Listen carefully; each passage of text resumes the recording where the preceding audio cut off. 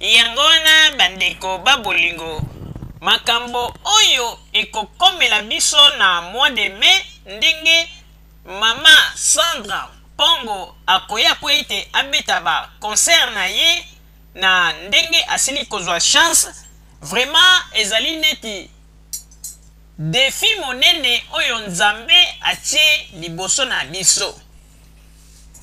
Défi one ezali nini bandeko?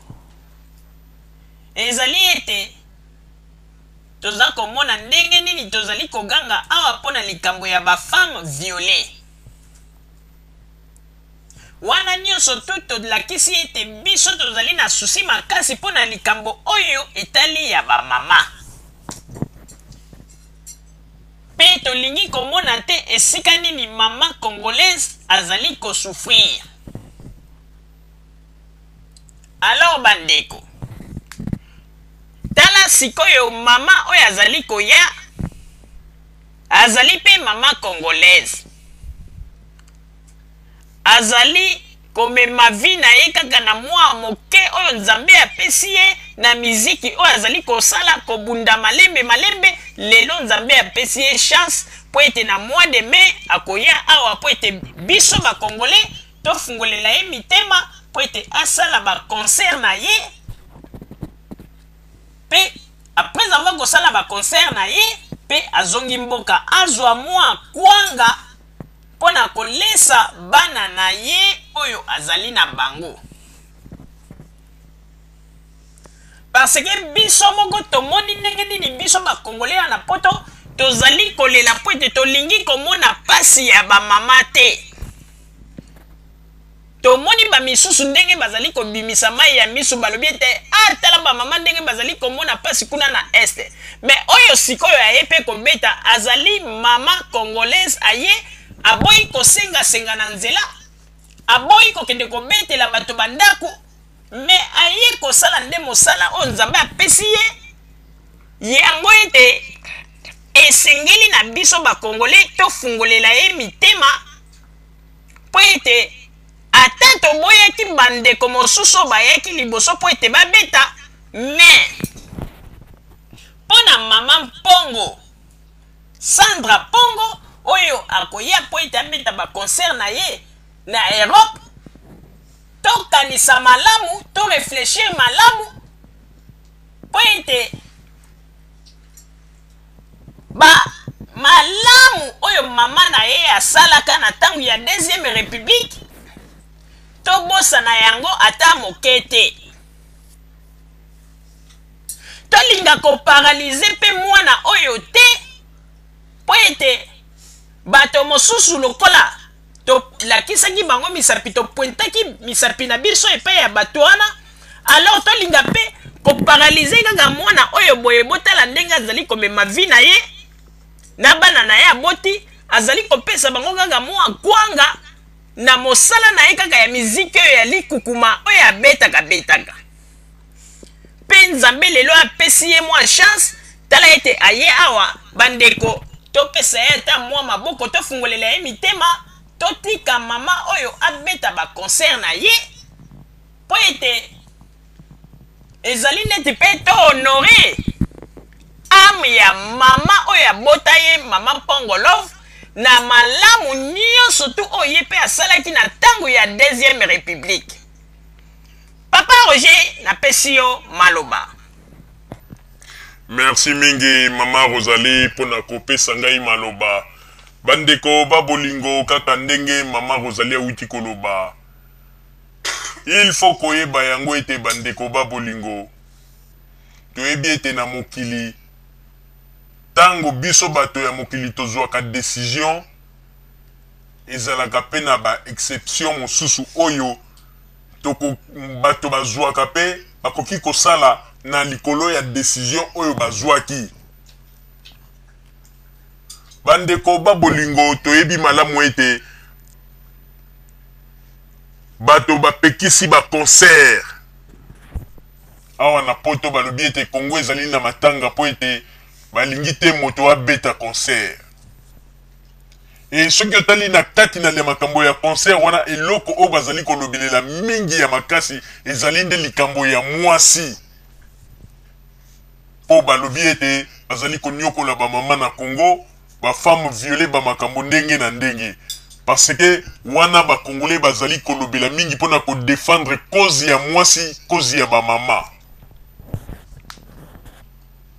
Mais nakanisi ete kozala sengo mingi soki pe to défendre cause ya mama congolaise oyo azali koya na mois de mai na kombo ya Sandra Mpongo mwana ya Pongo Love, selon ba information ndenge to yoki na batoyo ndenge ezali kolobama ndenge koya na mois de mai na yebite soki penza ba mama congolaise bino ba mama boyebi pasi ya mama to moni ndenge nini bozali kolobela tala ndeko mwasi wana azwi chance na ye ya liboso oyo azali koya na poto awa aye po aya abeta abimisa pe album na ye azwa mwa kwanga po ete alesa mwa libota na ye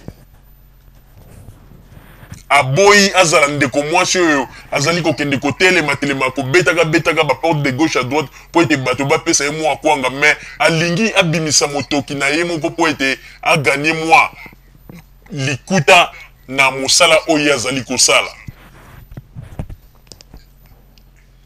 Yangwana bandeko congolais ba diaspora congolaise o tozali awa na poto tozali kosenga na bino to meka nanu kovanda kotala likambo yo s'il s'agit bino bato bozali kozwa ba décision bo vanda nanu botala est-ce que ba embargo bino bozali kopesa mama oyo mama Sandra Pongo azali mwana ya Pongo Love na nyonso oyo mama na epe asalaki pona mboka boyebi yango moye kutu te na bana kotalisa bino moko po ete bino moko boyebi. Alors bolingi pe mo paralyser na kati ya bato wana oyo bino lelo bolobaka ete bango nde bazo kosalela mboka, bango nde bazali kosala boye, bango nde bazali kobinisa basi mitakala, bango nde bazali kosala boye. Mais totali na kati na ba catégorie wana ye quand même azali te.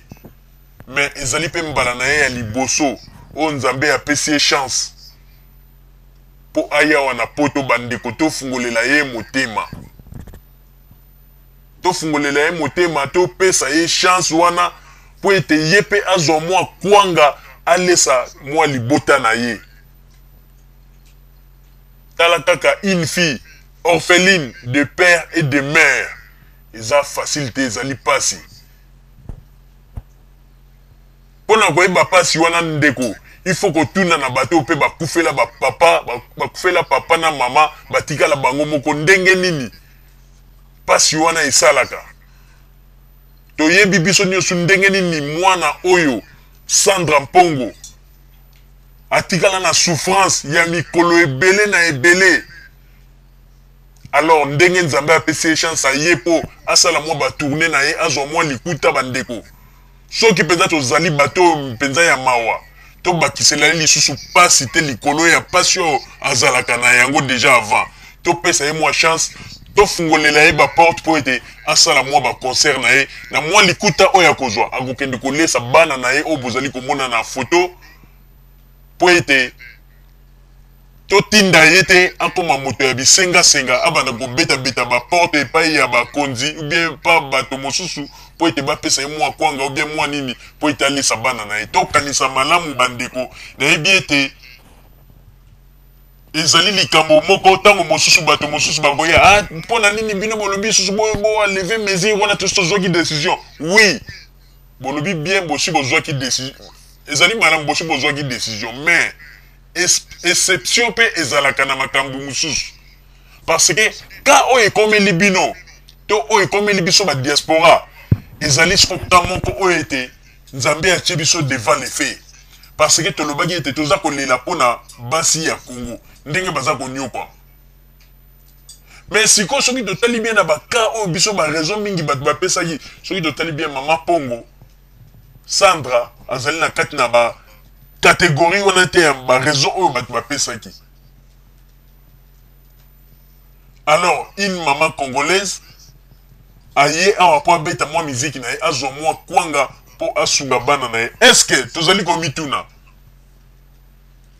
boko fungolela ye motema po ete asala tourner na ye na ndenge ya kimia abeta po ete toyokaki ba raison mosusu mpona bamisien mosusu ntango baya te bamisien na bakoma koya awa nani toza kopesa bango bambongo na bango bakomi kuna na Congo bazosala bome ntango toza koyoka badéclaration bino boza kosala epai ya mama oyo Sandra Mpongo tomoni ete mama oyo azali moto moko kaka abotami lobilobi azwa kobanda mwa miziki mpo aluka mwa kwanga na ye alesa bana oyo tokanisa malamu.